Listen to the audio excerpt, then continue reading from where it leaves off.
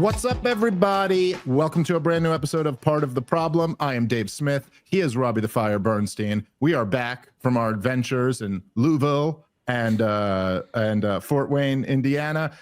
Real quick before we start the show, thank you to everybody who came out. There were packed shows, great audiences. Both first time that me and Rob have done those clubs together, and it was just really great time. So I appreciate everybody for coming out. Next, we'll be in Key West this weekend. Ooh, Rob's gonna be in his Speedo, drinking a drink out of a coconut, really living life. How are you, sir? Yeah, come party down with me in Fort Wayne. Wait, we were just in Fort Wayne. It's a shockingly good run. Still trying to relive those Fort Wayne days. But yeah, come party down with Key West. I'll be sitting out at the beach, titties hanging out, margarita drinking. Let's do it. Let's do it. I was just telling Natalie before we started. So my heat here, as well, you guys know this, but the heat is broken in my studio, and I've got to have someone come fix it. But so I got a space heater running in here, and I forgot to turn it on today. So I am freezing right now as I record. But I power through. This is a very Jordan Game 6 with the flu type situation. Game 5 with the flu. I'll power through. But just as we're talking about, Key West has never sounded more appealing to me than right now in this moment. I'm like, yes, let's go down there. Let's go see what's up in Key West. Okay, so we got a lot of stuff that I wanted to talk about today. And then we have Nicole Shanahan should be joining us at 2 p.m. So for the people watching on the website, we'll just stream the whole thing. Not exactly sure how we're going to put it out, if we're going to do 2 separate episodes or all as one episode, but she'll be joining us for a few minutes later. Obviously, very interesting time to talk to her about her running mate, who is currently going through the confirmation process. So we'll get into that stuff at the top of the hour. Look at me. I sound like a real newsman. At the top of the hour, Bobby Kennedy. See, man, sometimes I wish I was like a bit like if I was born in like 1928 and I had like a present dad and I did my homework, I would have loved to be like an old time newsman. You know, like when you had to smoke cigarettes. When it was like enforced, you had to smoke a cigarette. You'd like sit over your typewriter with a cigarette, and you'd be like, "Yeah, Truman, more like a bunch of dames out there, if you ask me." Sure. Anyway, I think I would have been good for that. Unfortunately, I was born during these crazy times, and so now this is the answer. There's a few major stories that are going on. I thought maybe we'd start with this. Not even a lot of the stories are pretty important, so I'm not even ranking what's the biggest one, but I did find this very interesting on the topic of tariffs. Was Donald Trump pausing the tariffs, he said, for another month with Mexico after he was able to kind of extract this agreement from the Mexican government to put, I believe it was 10,000 troops on the border. This is an interesting area to me. Obviously, we are free market libertarian types. We do not like tariffs. Tariffs are just another form of taxation, and they are destructive for the economy. They're destructive both for the country that's being tariffed, but they are more destructive for the country leveling the tariffs. And so anyway, it's just an interesting conversation because you have a dynamic here where tariffs were being threatened are now being pulled back, and you're getting something that I would see as a pretty big positive out of the threat of tariffs. So again, it's but let me read the Trump tweet, and then Rob, you could give your thoughts and I'll give my thoughts. Okay, so this is what Donald Trump posted. He said, "I just spoke with President Claudia Sheinbaum of Mexico." I know I'm saying that all wrong. "It was a very friendly conversation wherein she agreed to immediately supply 10,000 Mexican soldiers on the border separating Mexico and the United States. These soldiers will be specifically designated to stop the flow of fentanyl and illegal migrants into our country. We further agreed to immediately pause the anticipated tariffs for a 1-month period during which we will have negotiations headed by Secretary of State Marco Rubio, Secretary Treasury Scott Bessent, and Secretary of Commerce Howard Lutnick, and high-level representatives of Mexico. I look forward to participating in those negotiations with President Sheinbaum." That name just really doesn't sound Mexican to me, but I know I'm just saying it wrong. Anyway, that's not the important part. As we attempt to achieve a, quote, deal I'm not sure why he put deal in quotation marks, but you never do know with Donald Trump, as we attempt to achieve a deal between our two countries. Again, I'm not sure why there's quotes around deal.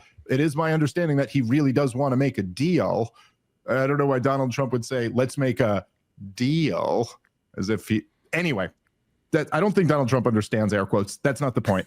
The point is that this is kind of an interesting development. You know, it's in our model, which I think is correct, is when you understand economics, threatening tariffs is essentially threatening to punch yourself in the face. However, if threatening to punch yourself in the face gets someone else to do what you want, and in this case, I think is a very good goal to have a secure southern border, it's hard. It makes it harder to argue against them. I don't know. What are your thoughts on this, Rob?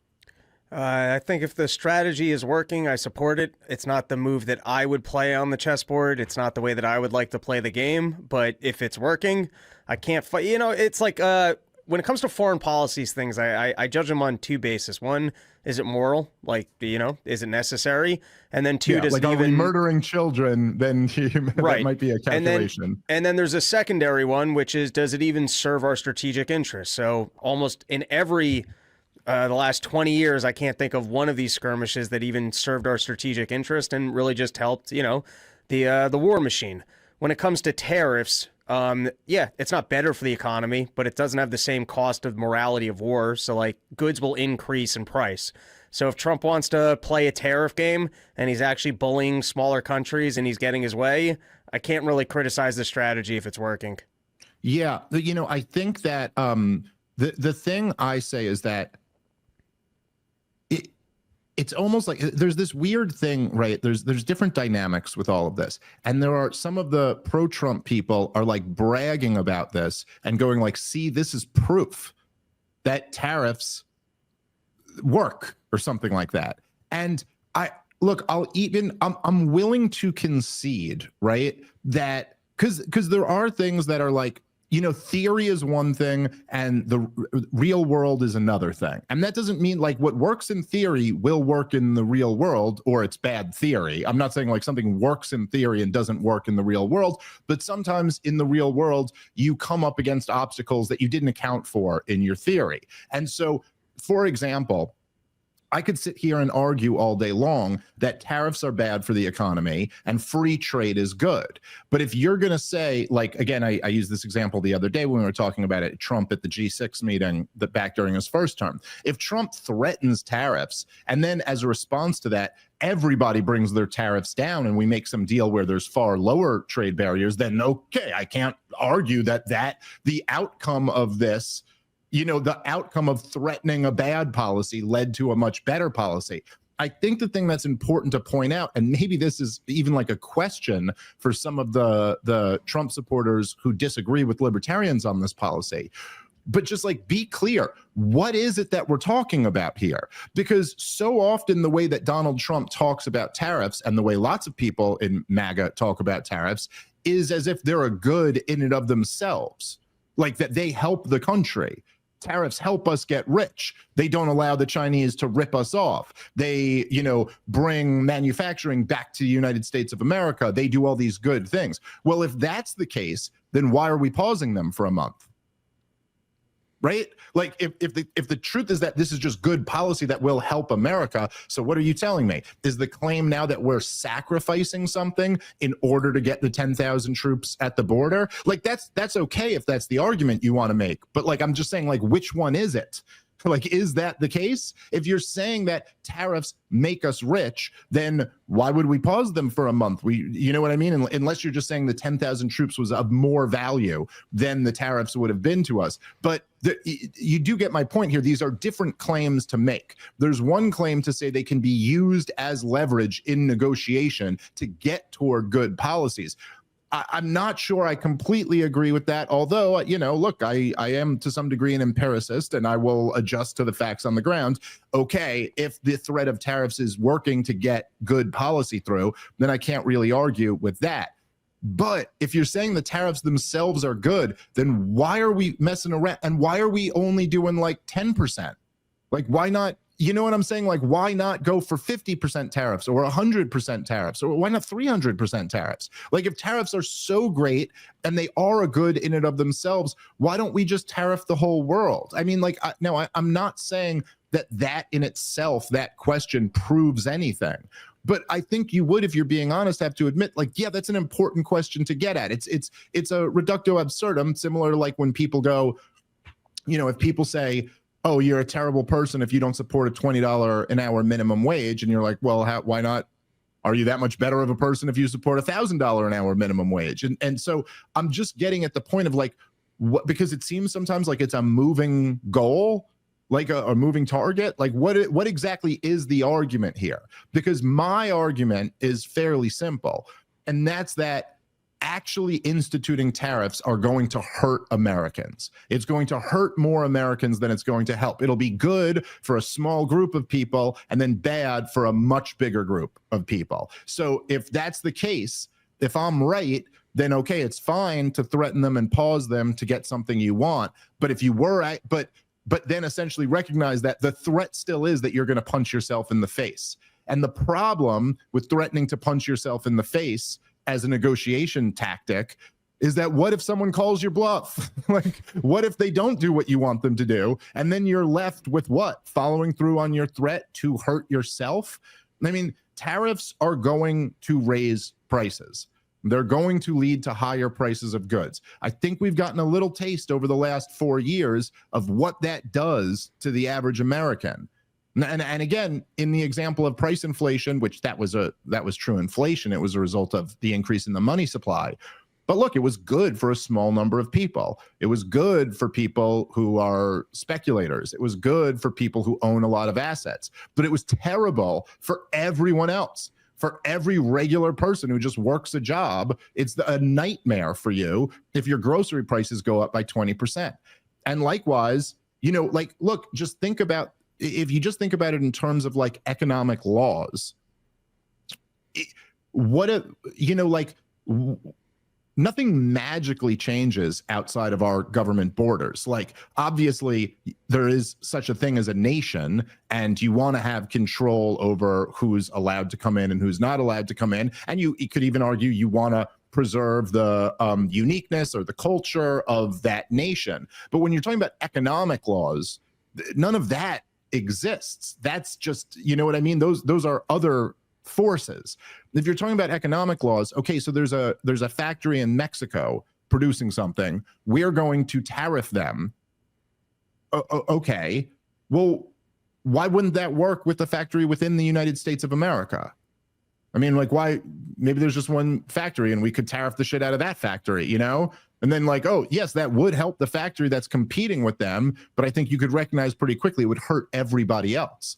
Well, likewise, you know, like we've talked about these examples a million times before, but if you're going to go down the road of believing that a foreign government producing something for cheaper is hurting us, this is what Bob Murphy said years ago that I always really liked it, then you'd have to argue that it would hurt us even more if a foreign government was to give us stuff for free. But now look at what you've been reduced to arguing. You're arguing that someone giving you something for free makes you poorer. And that's just a really, really tough argument to make. I mean, like that is like, and we're not talking, it's not comparable to like welfare. We're not talking about a forced subsidy or a forced, you know what I mean, anything. You're just talking about trade. Now, again, if you're going to go down this line and argue that cheap Chinese goods are hurting the American economy, then you'd have to say that free Chinese goods would be devastating to the American economy. The worst thing in the world would be if other people produced stuff for us and gave it to us for free. But again, just think about what you're reduced to arguing there. Like, think about how, because look, there are things that we get for free, like that we don't really think about. Frederick Bastiat gave examples of this, right? But like, oxygen is essentially not an economic good because it's just everywhere. We just all have it. And believe me, if oxygen wasn't everywhere and we had to work really hard to produce oxygen, that would become a very important resource very quickly, okay? And so we'd have to work to produce it. Are you arguing that that would be better? Would it be better if oxygen just wasn't free and available everywhere, or like sunlight wasn't available during the day and we had to put in grueling like hours of labor in order to get those things because there'd be more jobs? Like, yes, there would be more jobs. There would be more production within America, but it would be people working towards something that we already have. And like, I don't mean to be all Lolbert about this, but I do think it's important to understand economic realities here, especially since this is such a major issue right now, that Trump, again, I got to say, kind of speaks out of both sides of his mouth on. Like, I'm not sure what the argument is here. Are they a good negotiating tool, or are they a good in and of themselves? Because if they're a good in and of themselves, then you're essentially embracing this crazy economic model where, there was this old story, and I always forget the details on it, but I believe it was Milton Friedman. He was visiting some country, I think it was in the former Soviet bloc after the fall of the Soviet Union, and he's talking to the guys, and they have this big shovel-ready project, and there's like 1,000 workers outside, and they're shoveling. And he goes, well, why don't you use an excavator? Why are you using a shovel? You know what I mean? And he goes, no, Mr. Friedman, you understand this is a jobs project. And Milton Friedman said, well, then why not use spoons?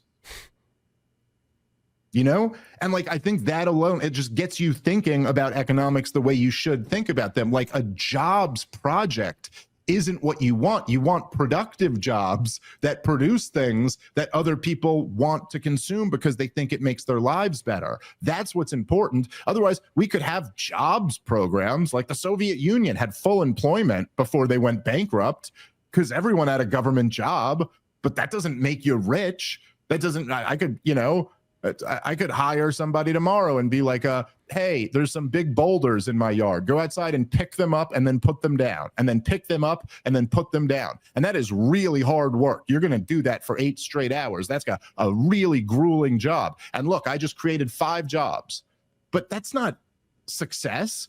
All I've done is drain myself of resources to pay 5 people to do something that doesn't produce anything. No, it's good, actually.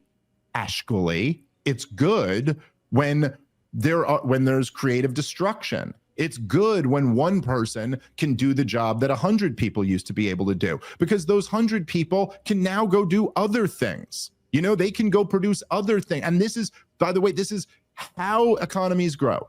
There are lots of different jobs that are just out of service now, that are not jobs anymore.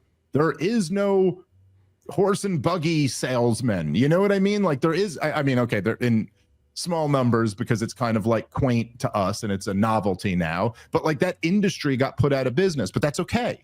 We got better things that people like to ride in better, and like, so I do just think that there is this, look, I guess essentially what I would kind of conclude here is that, look, there is something that libertarians have to admit, that is like, okay, look, you can use the threat of very non-libertarian policies, and it might even get a more libertarian outcome based on that threat.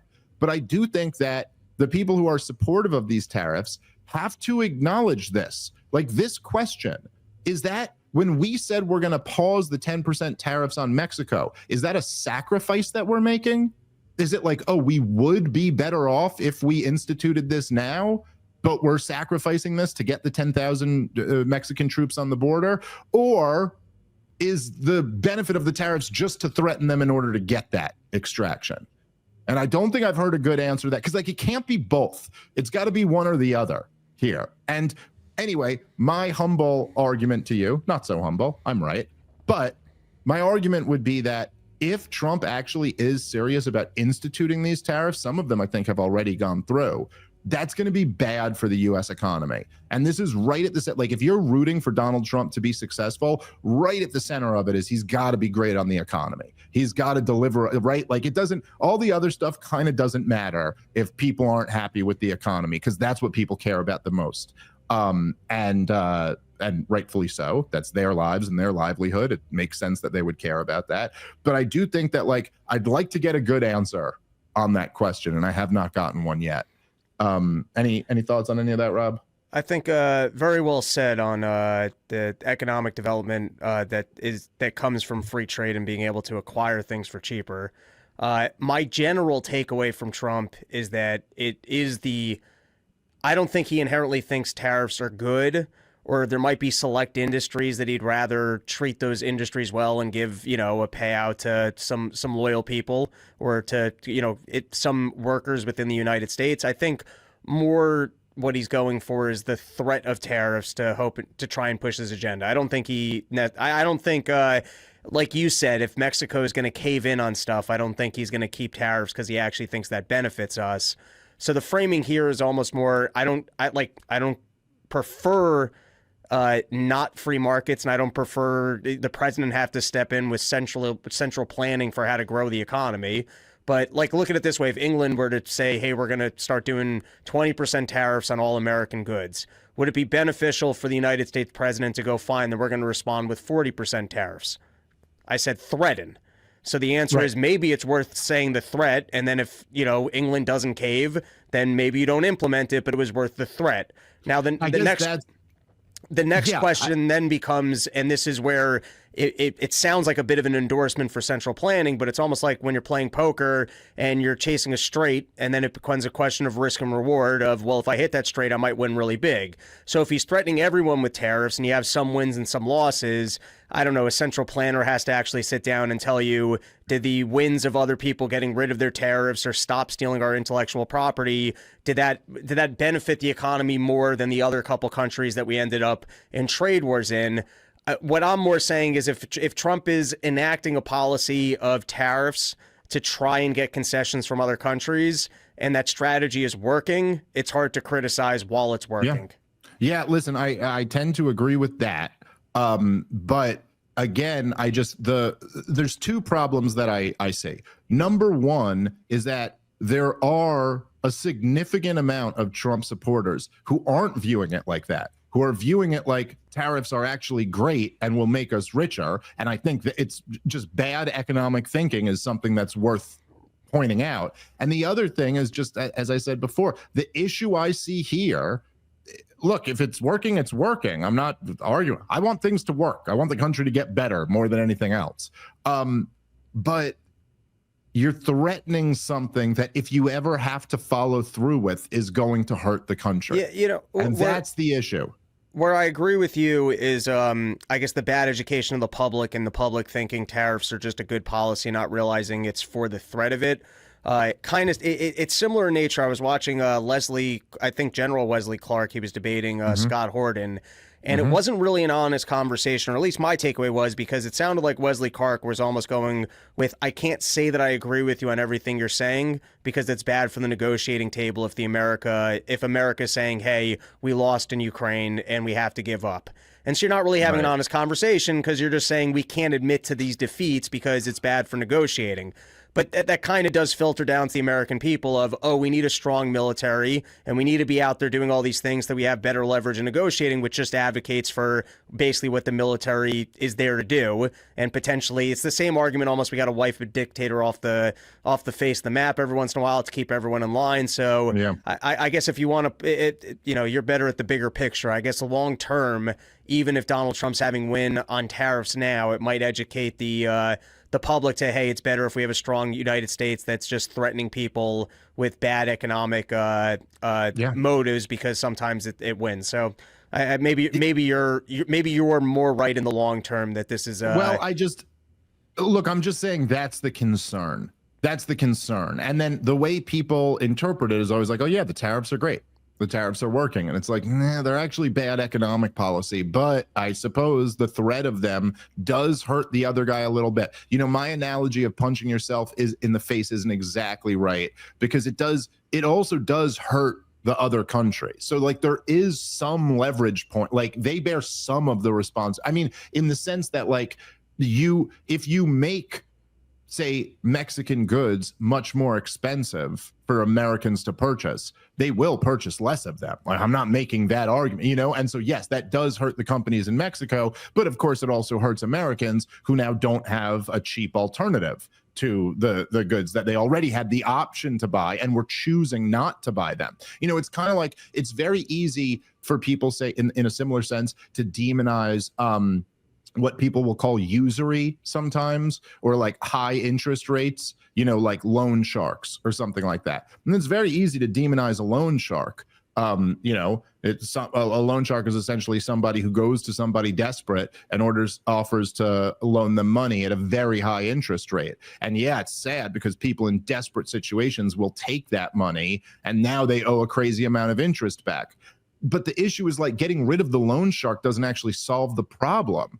That person was still that desperate to go to a loan shark. Now they just don't have the option of the loan shark. You know what I mean? It just takes away, like, and so it's a similar type thing with like these trade policies where it's like people already have the option to buy American overpriced products. They can't afford them. And so if you just leave them with that, you're not doing anything for them. You're just robbing them of the more affordable products that they preferred to buy. Anyway, we will see how this all works out, but I do think it's a conversation that's important, and I do think that sound economics is something that people should familiarize themselves with. Okay, I want to switch gears here because there is another topic that was pretty incredible that goes right to the heart of stuff that me and you have been talking about for quite a while. But there was a clip of Zelensky.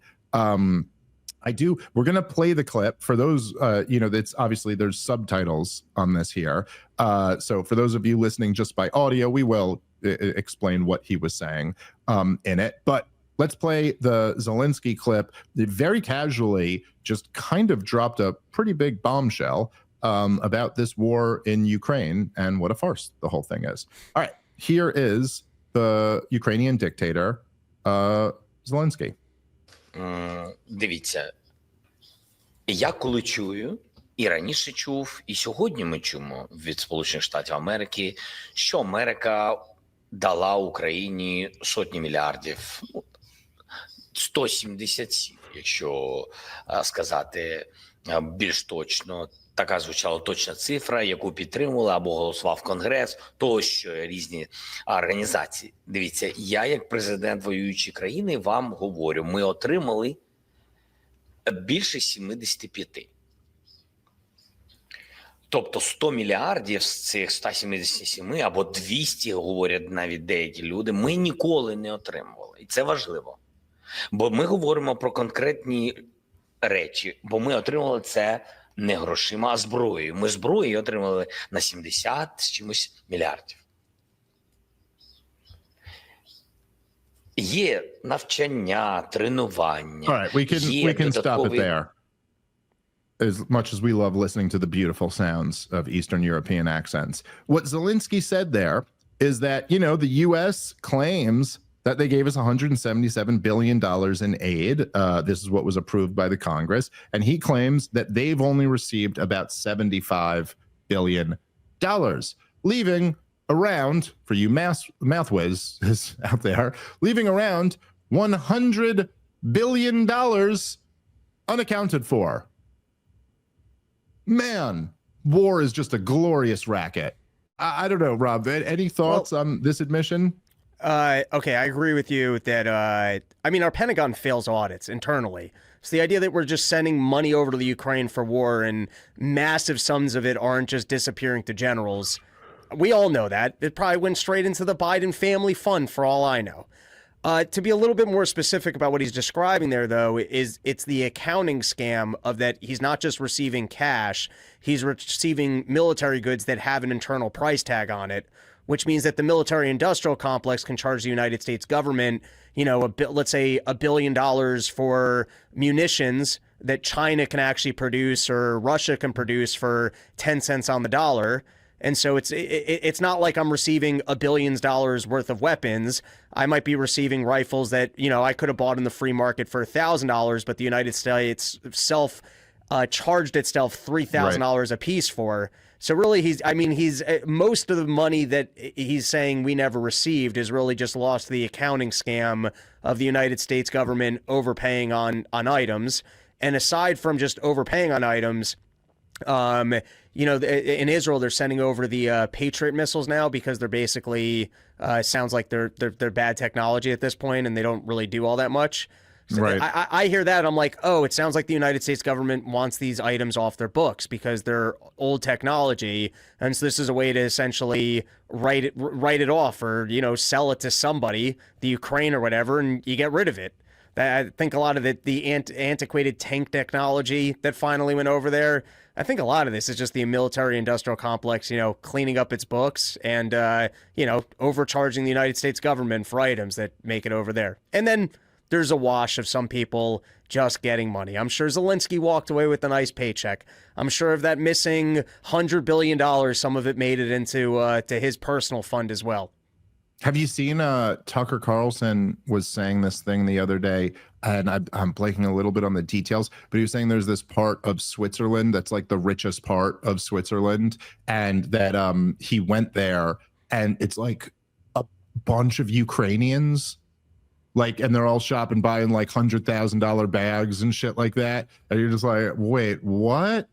Like, come on, dude. Like, you're in the middle of a war for an existential war for the survival of your nation, and you guys are over here just blowing this money. And it's like, yeah, like, I'm sure that account, I'm not saying, I know what the percentage of that $100 billion that accounts for, but I'm sure it's from that, you know what I mean? Or it's like some fungible thing where they can spend all their money now because it's being replaced by this.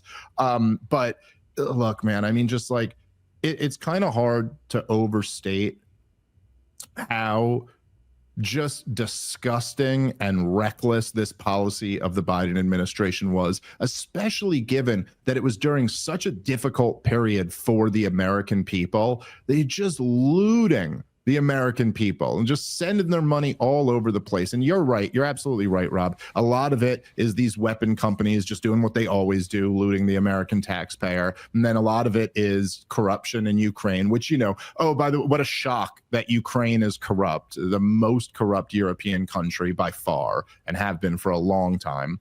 But it's just like, to imagine getting just like in the middle, I guess we're getting close to the end of the war, hopefully. But after years of fighting this war and, Ukrainian flags and everyone's Twitter bio and just all the lies, whether it's the ghost of Kiev or Vladimir Putin blew up the Nord Stream pipeline, or, all these claims that have long been abandoned, by the way. They're not making these claims anymore because they're too obviously, based in pure lies.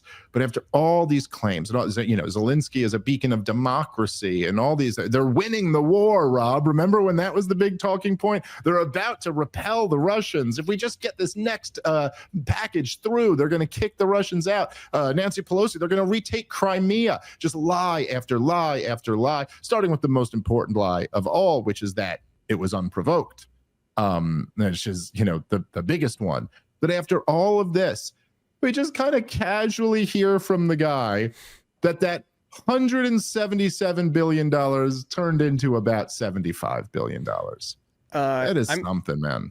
I mean, like I said, our own Pentagon can't pass audits. Yeah. When we did the PPE loans, I think half of them went to fraud, including a lot of the money that was just sent abroad. Made no sense. And then on top of all that, I believe it was Rand Paul, when they were first sending money over to the Ukraine, he said, we need some sort of a special inspector or other mechanism to actually see where these funds are going once we're sending it over. And that should be included in this aid package. I seem to recall this. Natalie, maybe you want to fact check me on the specifics. And no one cared to enact that. Because if we're sending a whole bunch of money over somewhere to help out our military industrial complex and the Biden family, we don't want to keep tabs on this.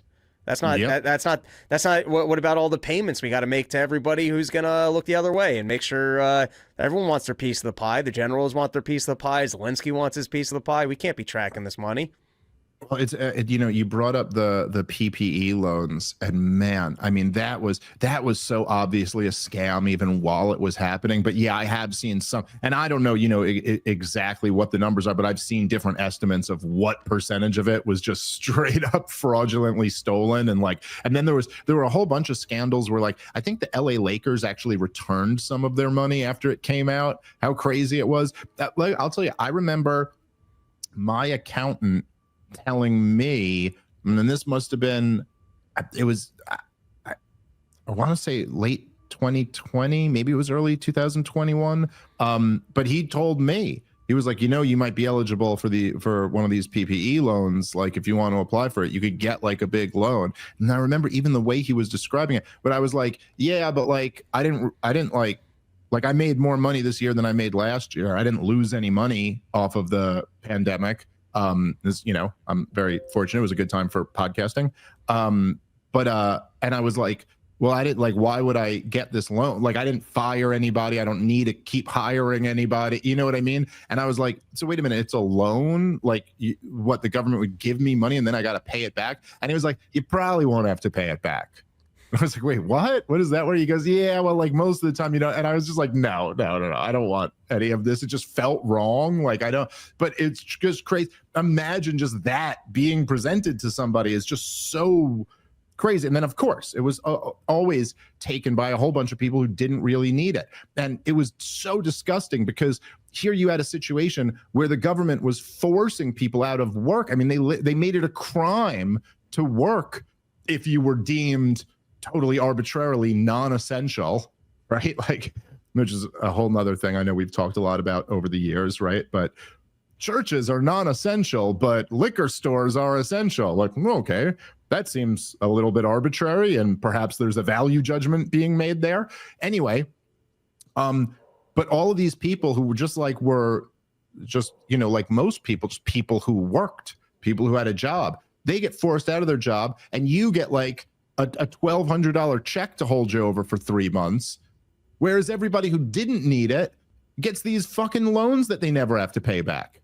It was just insane. And there's just none of it made any sense at all. But anyway, yes, this is how government programs work.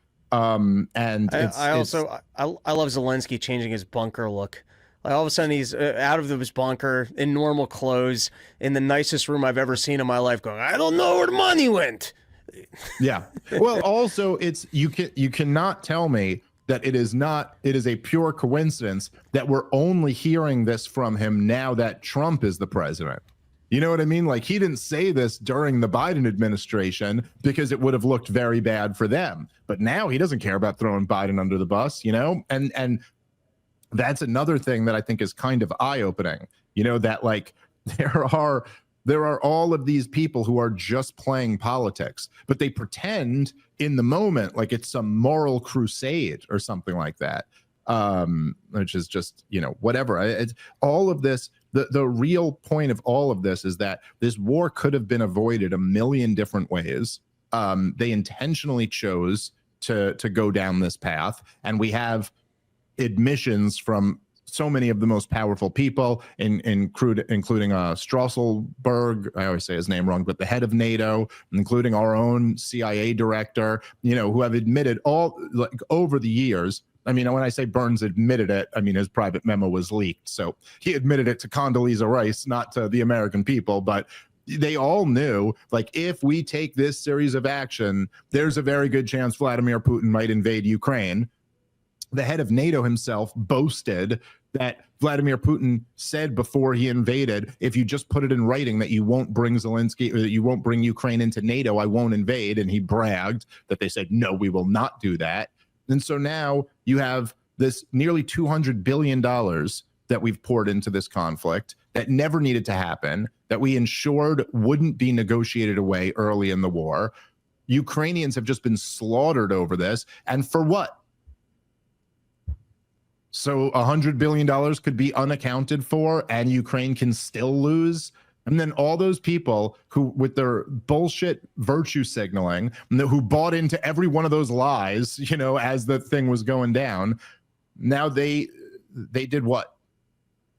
just destroyed the country they were claiming to be sticking up for, just to rape the American treasury. You know, it's just horrible. All right, guys, let's take a moment and thank our sponsor for today's show, which is Proton VPN. Proton created Proton VPN to further protect the journalists, activists, and everyday citizens who use Proton Mail. Proton VPN breaks down the barriers of internet censorship, allowing you to access restricted online content.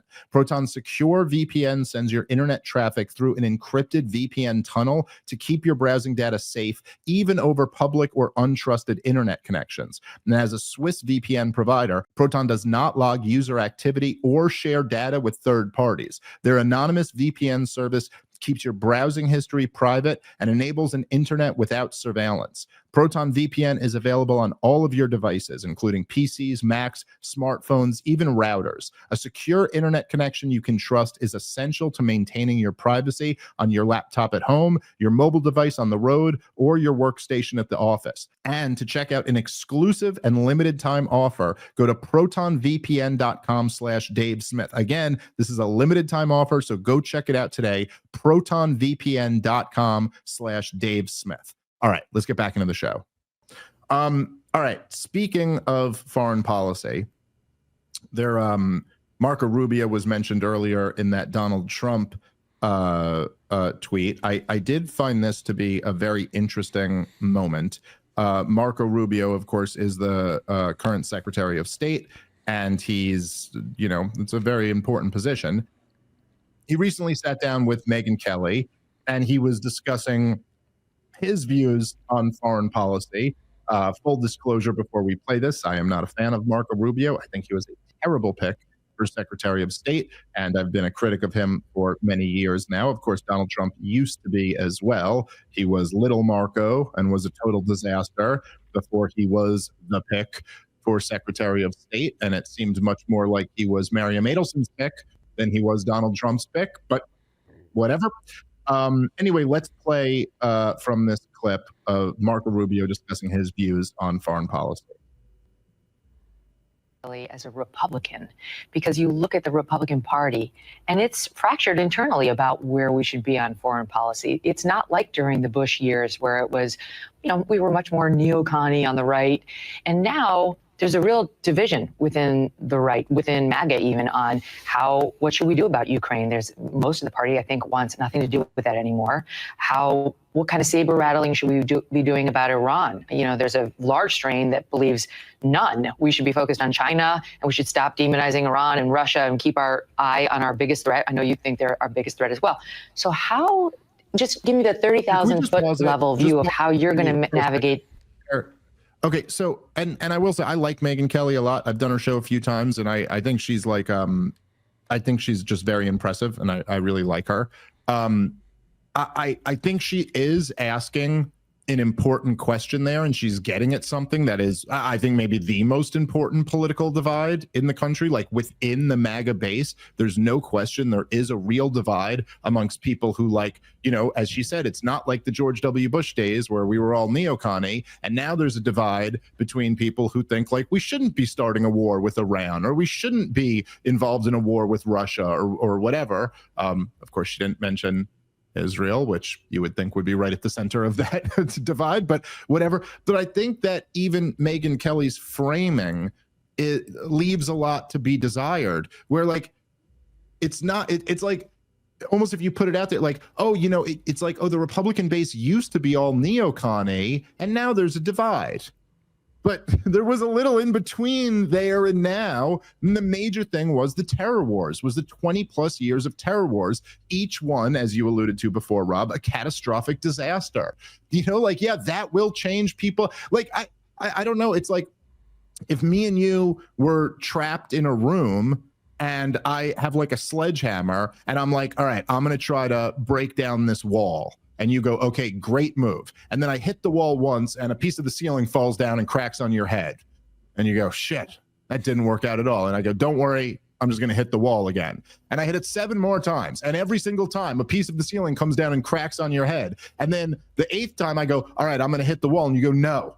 I don't want to hit the wall anymore with this sledgehammer. And then I were to just frame it as like, there was a time when there was consensus about hitting the wall with the sledgehammer. And now we seem all divided on this. It's like, you're kind of leaving out the middle part, which is like the most important part of the whole thing. It's like that we tried this policy and it was a disaster, led to nothing but, millions of deaths and trillions of dollars wasted, all with, as you pointed out earlier, Rob, it's not even as if like we killed millions of people for this advantage. And now we're questioning like, is it really worth killing all these people for this advantage? There is no advantage, purely disadvantage.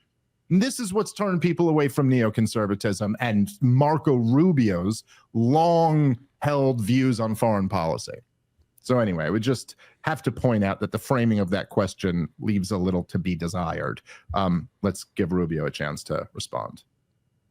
Yeah. That fraction. Well, I think we spend a lot of time in American politics debating tactics, like what we're going to do, who we're going to sanction, what letter we're going to send or whatever. I think it really has to start with strategy. What is the strategic objective? What's the purpose, the mission? And I think the mission of American foreign policy, and this may sound sort of obvious, but I think it's been lost. The interest of American foreign policy is to further the national interest of the United States of America, right? I mean, America first. Well, and that's the way the world has always worked. The way the world has always worked is that the Chinese will do what's in the best interest of China, the Russians will do what's in the best interest of Russia, the Chileans are going to do what's in the best interest of Chile, and the United States needs to do what's in the best interest of the United States. Where our interests align, that's where you have partnerships and alliances. Where our differences are not aligned, that is where the job of diplomacy is to prevent conflict. Right here. While still. Can I just? Hey, Lucy! He's really starting to look like Ricky Ricardo. he does a little bit. Yes, you're right. He does. Well, he's isn't he Cuban? Right. This is why I just hate Marco Rubio. It's just like it's okay. It's like Michael Malice always. It's factual, kind of, but not truthful. It's like, first of all, this is it obviously, it's like America's policy ought to be in America's interest is okay. That's not really adding that much. We should have a strategy. Like, okay. And what strategy? Like what the reason, first of all, when he says that this is the way it always works, China does what's in the interest of China. Russia does what's in the interest of Russia. Chile does what's in the interest of the Chilean people. That's not true. First of all, that's not true. It is not true that governments always act in the interest of their people, right? Does anybody deny that anymore? Who the hell could really argue that? And look, like Vladimir Putin even invading Ukraine, is that in the interest of those conscripted soldiers who have died in that war? Doesn't seem like it to me. Is it in the interest of their families? No, I don't think so. And certainly, Chinese policy is not in the interest of the Chinese people. Who could actually make that argument? You think everything China does is in the interest of their people? I would beg to differ. And I think actually the biggest oppressor of the Chinese people is the Chinese government. And no, I'm sorry, this is basic public choice theory. People in power often act in the interests of the powerful and not in the interests of their people. And oftentimes people in power act in their own individual interest, not even what's in the interest of the powerful. Like straight up, like Joe Biden might act in what's in the interest of Joe Biden. It doesn't even have to be what's in the interest of the Democratic Party. Like even in the upper echelons of the Democratic Party, it was not in their interest for Joe Biden to not just say he's a one-term president. It was in Joe Biden's interest to try to get another, term for his legacy or whatever. Again, like it's just so. It's so observably false to say that politicians act in the interests of the people. And then, you could say like, this is what I hate. It's if you remember, Rob, this is exactly what DeSantis would do in the campaign. And it's part of the reason why Trump destroyed him. And why he literally just completely fell flat on his face, is that he would, if you remember, Rob, we covered this on the show back during the Republican primary, but he'd be asked about the war in Ukraine or something like that, and he would just start giving this speech. Oh, we have to have a strategy. We have to do what's in America's interest. It's like, right. And in this case, what is that? Like, I'm sorry, that's not a good enough answer. You're the fucking Secretary of State, dude. You can't just say something vague like, well, we have to do what's right. Look, here's the reality, okay? Here's the important question. Hey, Mr. Rubio, was the war in Iraq in America's interest? Was the war in Afghanistan in America's interest? Was the war in Libya or Syria or Somalia or Yemen in America's interest? Because you supported every one of them. So what's up, dude? What was the problem there? That there just wasn't a strategy? And please, if you have that argument, you tell me, what was the strategy that would have worked in Iraq or Libya or Syria or Somalia or Yemen or Pakistan or Afghanistan? Was there a different strategy that we could have pursued that would have made those things work? See, the thing is, he doesn't actually have any answers to that. So he'll just hide behind this vague, like, it's in our interest. All right, look, we have Nicole Shanahan here, so we're going to switch over to her. I'll see you next time, Rob. Thank you very much for everything today. Let's bring Nicole in because a very interesting time to talk to Nicole, who is one of my favorite people. So here we go. Nicole, how are you? I'm good. How are you? Just running around. Big week last week. And here we are on Monday waiting for these confirmation votes. So very, very, very big week. And excited. You know, all eyes are on Cassidy, but I think really all eyes are on this movement, the coming together of Maha and MAGA. Really seeing how MAGA has stepped up to protect this allegiance. So impressed and so grateful. Well, it's really been incredible. You know, I've been thinking about this over the last few days. You know, watching the Senate confirmation hearings with Bobby Kennedy, which were fascinating and infuriating and just all types of emotions. But there really is something that you know, you and Bobby and your presidential run did something that is really outside the box in American politics. And, you know, there's been third parties. There hasn't really been, maybe since Ross Perot, like a third party presidential run that made noise the way you guys did this year. But there was something where, and, you know, obviously, when it comes to politics, there's always different views on strategy and what will work. But this strategy that you and Bobby, you know, embarked on, where you kind of had this issue that was central to your campaign, which was like, it's so, as I look back on it, it's just so amazing that nobody else made this the central issue of their campaign. Like, hey, we're the sickest country in the world.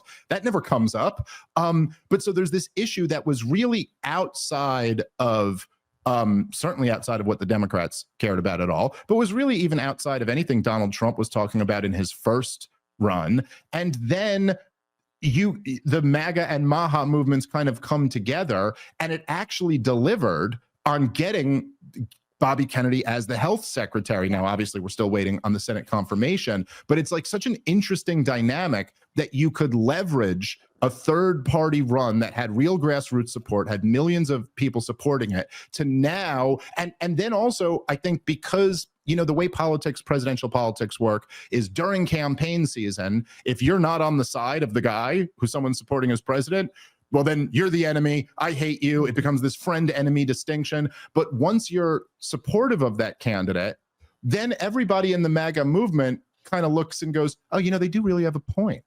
They do really have a point about how all our kids are sick. Hey, that's kind of an interesting issue. And so just that in itself has been so fascinating to watch. And for you being in the center of it, it must be really interesting. Well, and I have to give a lot of credit, Dave, to the libertarians in this, because let me tell you, there are a few steps that had to happen before many of the Kennedy folks felt even comfortable considering joining Team Trump. And there were, you know, I see it very clearly. The libertarian annual meeting was one of those really big steps that happened. You guys invited over both Kennedy and Trump to give speeches. And many of the individuals who the libertarians love and platform, including Massey, including Ron Paul, including Rand Paul, they were ones that were willing to talk to us and cross party lines. Those Liberty Republicans will cross party lines through the Libertarian Party to connect to other groups on issues. And that wouldn't have happened had the Libertarian Party not been such a collective of individuals who were piecing together these issues, and in such an incredible, like, the Libertarians have a moral high ground, I've realized through this past year, that you don't see at all anywhere within the Democratic Party. And you kind of only see with the Liberty Republicans within the Republican sphere of influence. And that cannot be understated how valuable what the Libertarians delivered for this coming together. I actually don't think that Maha and MAGA would have come together had it not been for the Libertarian platform being open to exploring, supporting another candidate, which was huge. And, and I don't think anyone's called that out yet. And I wanted to do that now because we're on the precipice of like such a big week of confirmations of Tulsi, who also benefited from the Libertarians platforming her, giving her a place to go, supporting her, and the Libertarians are incredible in that they will find individuals not within the party to support and to just throw their love behind. It's huge. It can't be understated. Well, I really appreciate you saying that. And I think that, at least, and obviously, whenever you're speaking about any group, there are people within that group who agree or disagree. But I do think that, the Libertarian Party was always to us a vehicle to try to get, like some of this government corruption as limited as possible. And most of us, I think at least the best libertarians, we don't really care if it's, parties don't matter.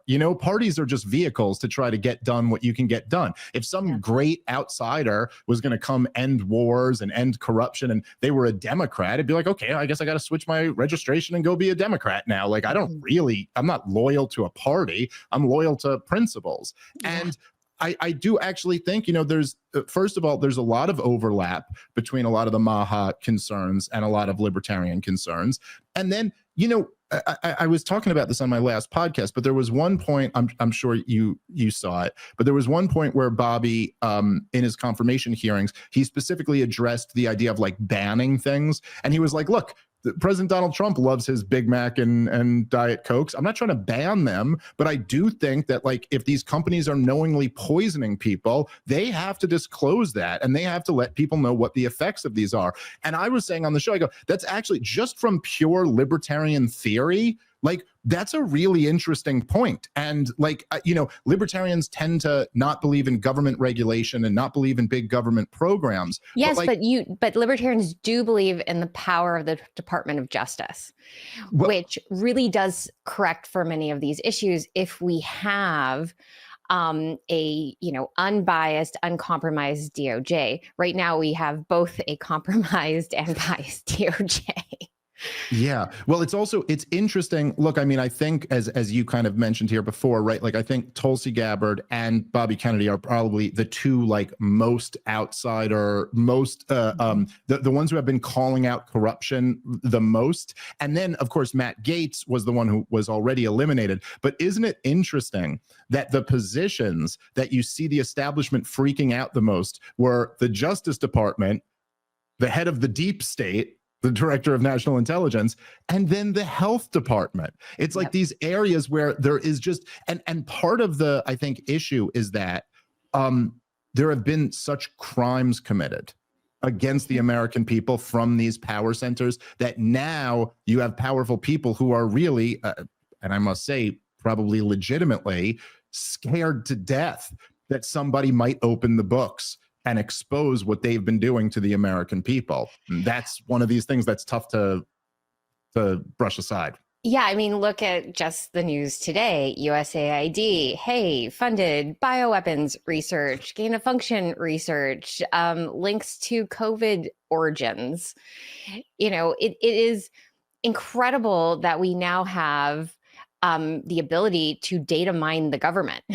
Yeah, they've been data mining us mercilessly for years and years and years against our very liberties. They've been mining us, and the tables are flipped. Doge is if you look at actually from an organizational standpoint, what is Doge? It is a bunch of software engineers.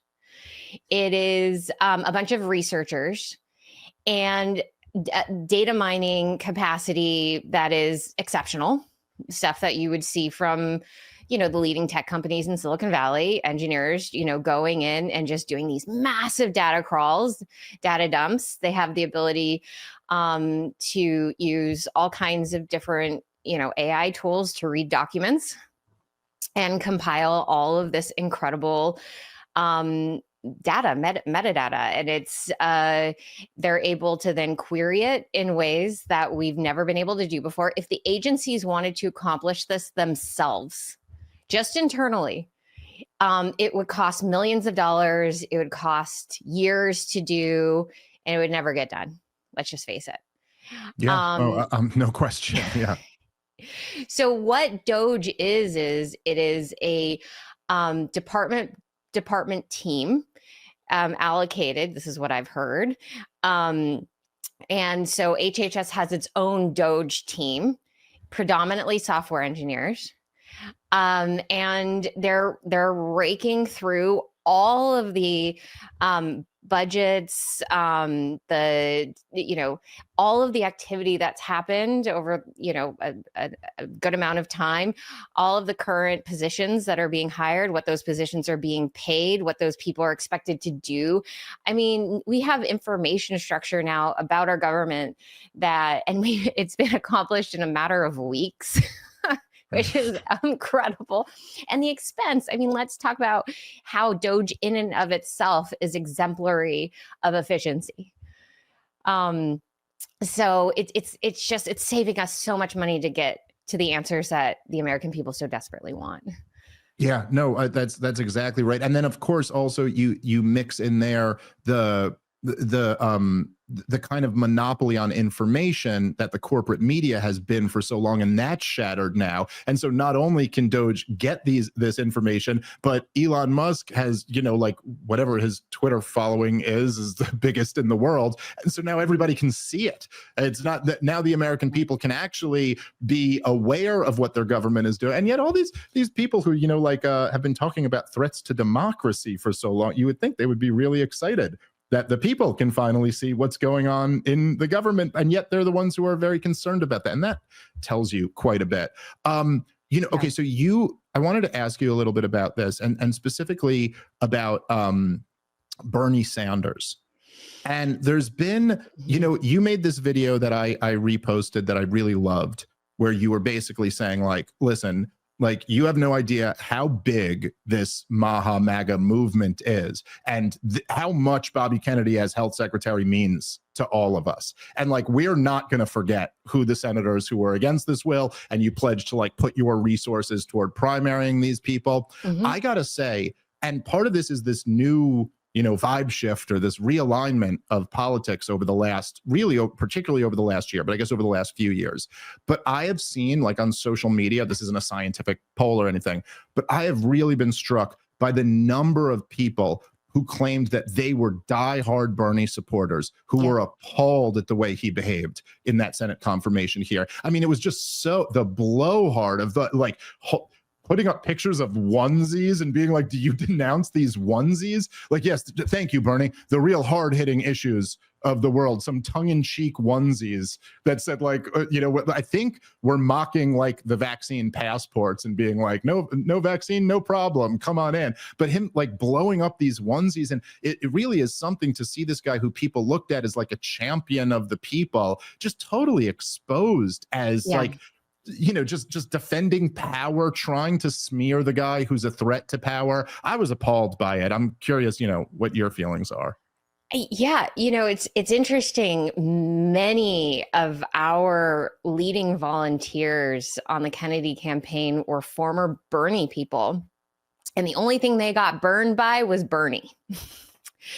And people feel real burned by Bernie right now. I mean, I see him now out there just kind of throwing his hand around, spitting these, statements that from a place of he believes virtue. And I see a guy who literally has no neck. And I ask myself, was he a psyop all along? Like, was he a plant?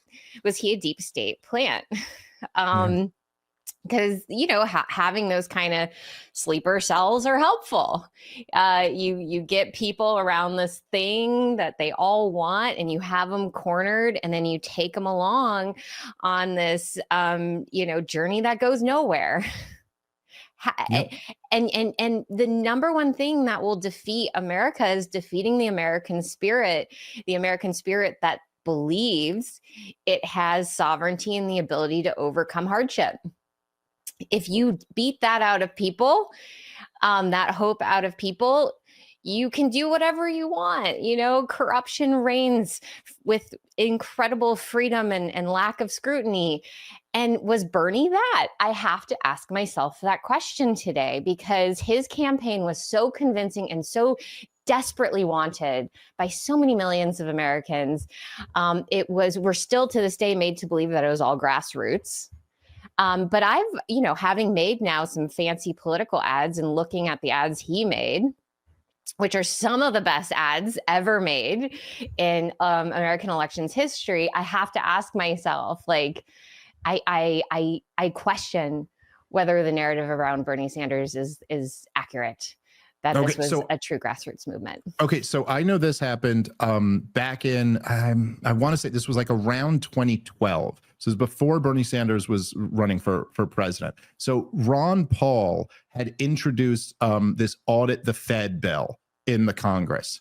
And Ron Paul had these presidential runs, which, Bernie Sanders kind of mimicked in his own way. They didn't blow up the way Bernie Sanders did, but he had gotten a lot of interest over this audit the Fed because, the Federal Reserve is like this shadow government that's shadow bank that's quasi-government, quasi-private. It's never been truly audited. They print money out of thin air. Like, if you learn a little bit about it, you'd be like, yeah, we should be allowed to look at the books of that. Mm-hmm. And so Bernie Sanders said he was on board with it.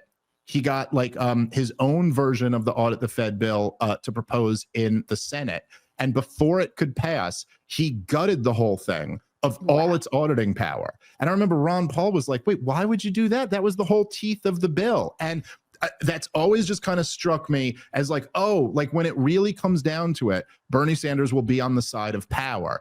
And all I'm saying is that since then, at every single junction where it really matters, like when it comes down to it, are you going to endorse Hillary Clinton, or are you going to try to draw some concessions out of her before you endorse her, or are you going to walk, nope, fall in line, endorse Hillary Clinton. And this Bobby Kennedy hearing just seems to be one more example of that when there's an actual threat to power at the last minute, Bernie Sanders comes in and then tries to take the pressure off and protect power. What's interesting is that this time it does not seem to be going over like it did in the other ones. And, for him, I just saw him the other day on one of these news shows, and he's saying his problem with Bobby is that he wasn't supporting Medicare for all. And if you truly care about health, you have to support Medicare for all. And I just think that people who have been following you and Bobby's presidential campaign, it's just not working on them. Because you go look, however you feel about Medicare for all, obviously I oppose it, and I oppose all these government health insurance schemes. But it's if you're having the conversation of why we are so sick as a society, then whether you believe in Medicare for all or you believe in complete private insurance or anything in the middle, none of that addresses the heart of the issue. If whatever's poisoning us isn't dealt with, then you could have government insurance or private insurance. You're still going to have sick people. And it's in the Bernie Sanders worldview, the only thing you're allowed to say about health is that the government should be paying for your medical treatment. Yeah, cheaper drugs. More drugs, cheaper drugs. Yeah, government pays for them. Yeah. And like, I don't know. Yeah. I don't actually think the answer is like, okay, so we have, I mean, if you just take any one of the answers, it's like, so every, I got a little boy now and he doesn't sit still for, I mean, he's young, he's only 3, but he doesn't sit still. He's always all over the place. And like, you're telling me in 3 years, if he doesn't sit still, I should put him on methamphetamines? Like, no, I'm not going to do that. And I don't really care if you offer me cheaper meth. I still don't want to put him on that. Like, that's not, I don't really care if I had to pay out of pocket or if, but like the government's going to pay for it. That doesn't seem to be the issue to me. The issue seems to be like, how sick are we as a society that we're medicating little kids? This is madness. And that what we're never allowed to have this conversation is just even crazier. Yeah. Bernie did it again with RFK's confirmation. If you rewind about 4 months ago, he starts coming on the scene as being this pro-health, make America healthy again guy. And we even thought, I was like, oh, is Bernie joining our team? And it's like, there's a part of us that wants to believe that Bernie is actually the guy that we held him out to be in 2016. And the reality is I think this is the final straw that broke the Bernie back. I think if anyone had any bit of hope at all that he was the guy that we once thought he was, that hope is gone. He did it. He baited us again. He said, okay, well, yeah, we have this horrible health crisis in America. We've got to investigate it. And he baited us back in. He got the airtime. He got our community looking back at him and being like, are you going to step in and be a hero here? And then as he baited people in, he then holds that conference, the vaccine safety conference, where he only brings in like folks like Offit and individuals who are maximalist vaccine, toe the party line types. He doesn't bring in any of the, at this point, you could throw a rock out your back door and hit someone who's been vaccine injured. I mean, that's how many people are affected. He could have brought in any one of those individuals to come and tell their story, but he doesn't. He's keeping that population silent.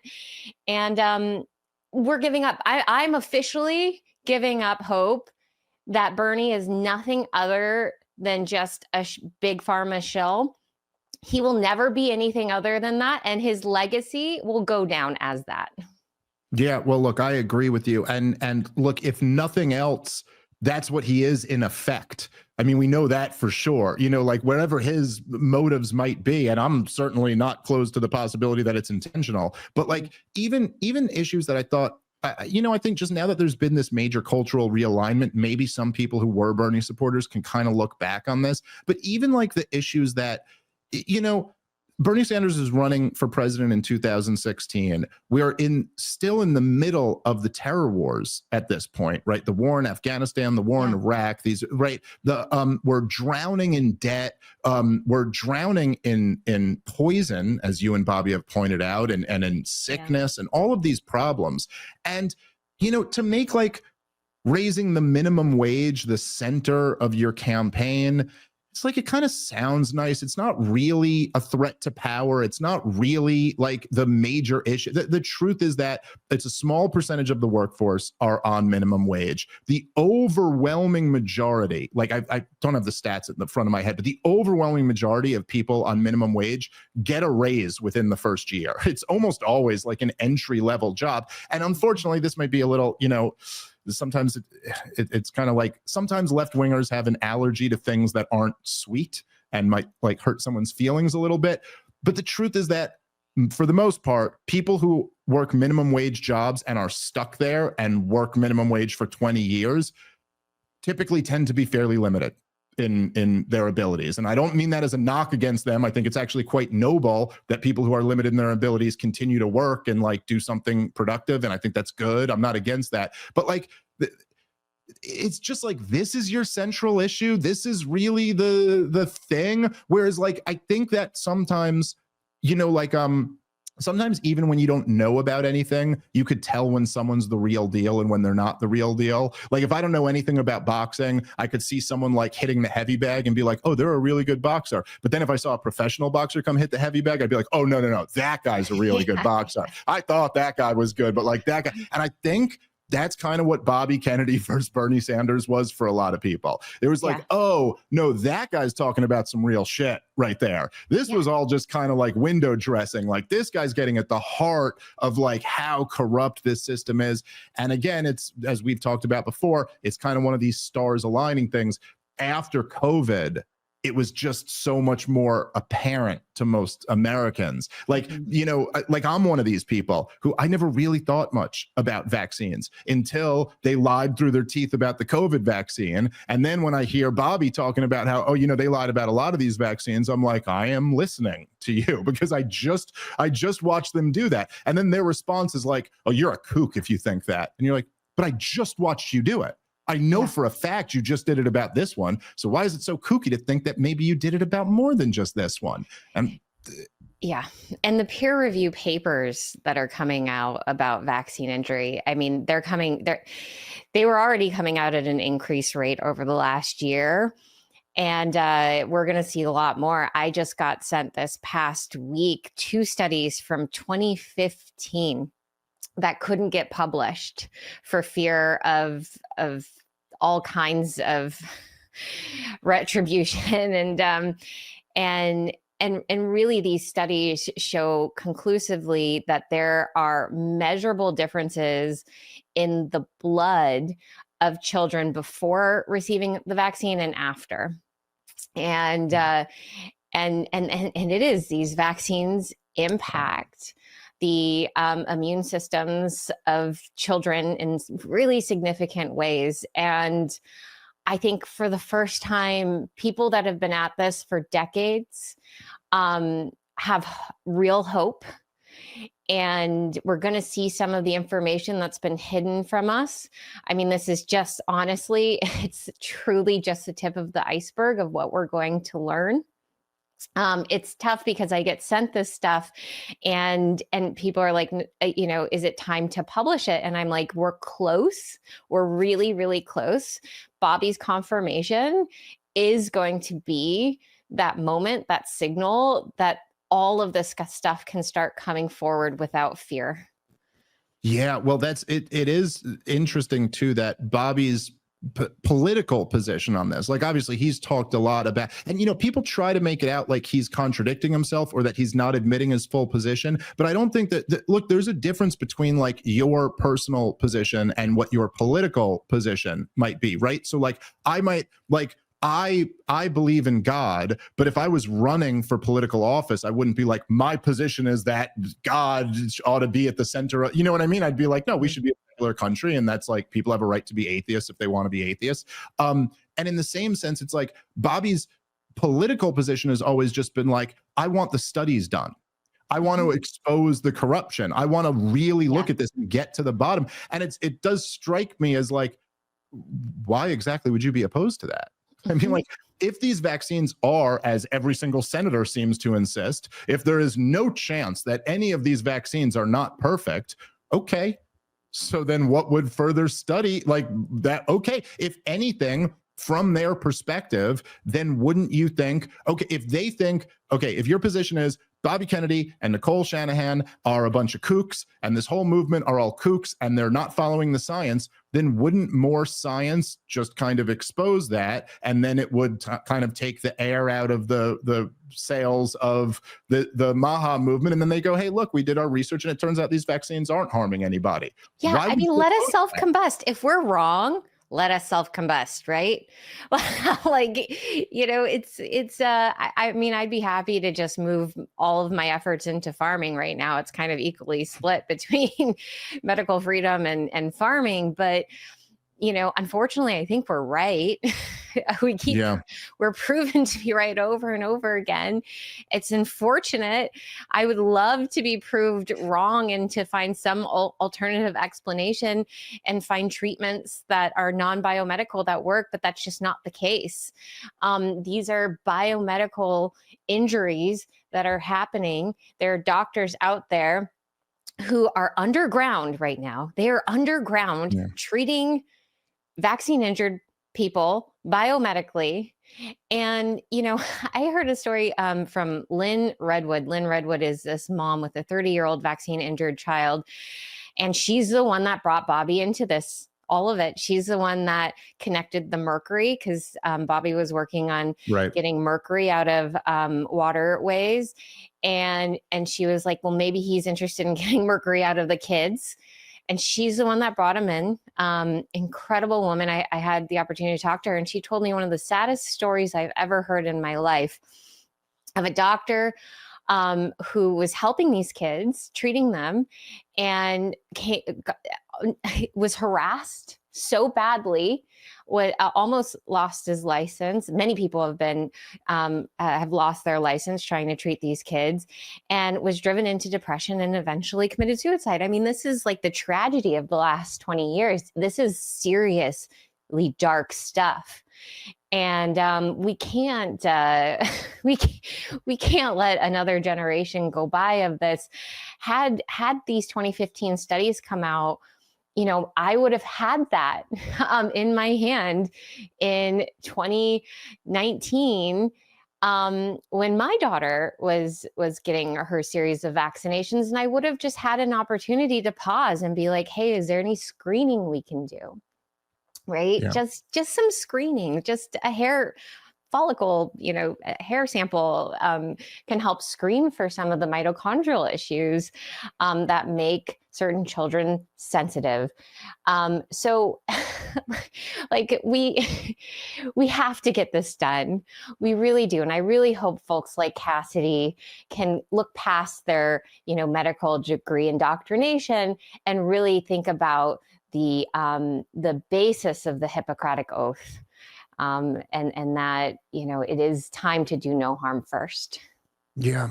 I mean, it's like it's hard to kind of overstate it, because it's like, you know, the idea that we've been poisoning our children, and that the government has not only looked the other way, but has worked to cover it up and keep it going. It's the biggest scandal in the history of the United States of America. And, you know, there's nothing worse you could do. There's nothing that could be a higher priority than to stop that. And, you know, I would almost settle for just stopping it. Like, okay, fine. If that was the deal we could get, just stop doing it, and everybody who did it can get away with it. Stop doing it, medical freedom, right? Just yes. But I think the truth is that, you know, if people really find out the extent to which this has been done, they are going to be out for vengeance. And I don't know exactly how to control that, or what, you know, because it's like these people did do that. And, you know, as I mentioned before, you know, I was talking about this on either the last or like a couple podcasts ago, but you know, as Bobby had mentioned the thing about like, look, they should have to disclose this. And I was saying, look, even from a libertarian perspective, right?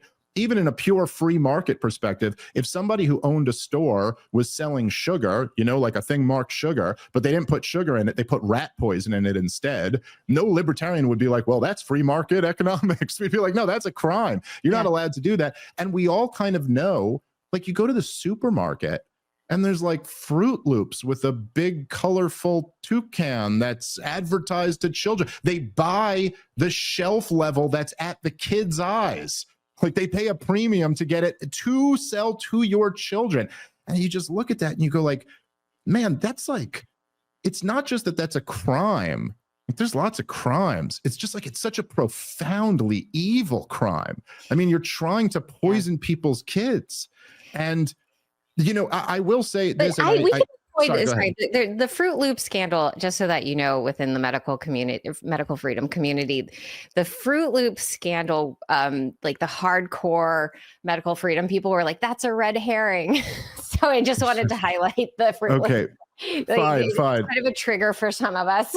Okay, sorry. Well, maybe that's not the best example. I'm newer to this game, but I did think it was really funny. Maybe the funniest political moment of the year. And I know how much, like, you know, some of these corporate media outlets get wrong. But when the New York Times fact checked Bobby Kennedy because he claimed that, what was it, Fruit Loops were different in Canada than they Yeah. were in America. And they go, fact check, that is false. They are not different, except for these 7 ingredients. And then they list out the 7. You're like, wait, what? I'm sorry. That sentence makes absolutely no sense. So he's right. But you started by saying he's wrong, and then you prove that he's right. It is just wild to watch. I will say, I know you got to go do another show. If Bobby Kennedy is not confirmed today, and I'm expecting he will be, but if he's not confirmed today, I do think, and I know that you've made this commitment as well, I think the toothpaste is out of the tube on this either way. Obviously, I'm very much hoping that he does get confirmed, but this is not, and I hope the people in the establishment understand that, like, this is going to be their truce offering. This is the best they have right now, is to confirm. If they don't confirm Bobby, it is going to, we're all going to be aware of that. None of us are going to stop talking about this issue, and we're all going to know why they didn't confirm him. You know what I mean? Like, we're all going to know that the people wanted this, and that the powerful went out of their way to protect their corrupt cronies, and we're not going to stop. So anything you want to say on that, you could have the final word. 100%. No, we're, you know, we're going to have a people's primary. That's what I'm calling it right now. It's the people's primary. And we're going to take ownership of this primary for what its intended purpose was, is to put forward challengers that unseat these people that have no business and who clearly do not represent our interests. Yeah. Well, as I said before, I will do with my humble platform. I will do whatever I can to help you in that process. Should it come to that, hopefully we'll just be celebrating Bobby Kennedy as the HHS secretary come later today. Nicole, I always enjoy talking to you. Thank you so much for taking the time. Thanks for having me, Dave. Take care. You too. And thanks everybody for listening. We will catch you next time. Peace.